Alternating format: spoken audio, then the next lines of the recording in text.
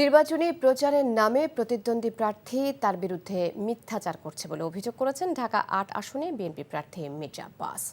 রাজধানীর আজিজ সুপারমার্কেটের সামনে উঠোন বৈঠকে তিনি কথা বলেন। মির্জা আব্বাস ভোটারদের পছন্দের প্রার্থীকে ভোট দেবার আহ্বান জানিয়ে বলেন, ফলাফল বুঝে নিয়ে কেন্দ্র ত্যাগ করতে হবে। ভোটের ফলাফলে ২-৩ দিন সময় লাগলে তা মেনে নেওয়া হবে না বলে জানান তিনি। কতিপয় ইউটিউবার অপপ্রচার চালাচ্ছে জানিয়ে তিনি জনগণকে সচেতন হতে আহ্বান জানান।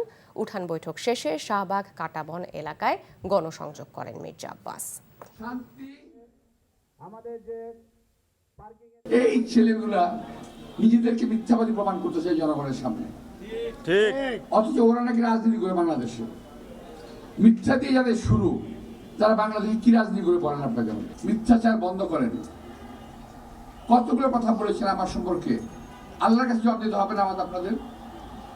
আর যে যা বলছে আমি তার প্রমাণ চাই, যে অন্তত একটা লোক দাঁড়িয়ে বলুক যে মির্জা আব্বাস সাহেব অপকর্মটা করেছে।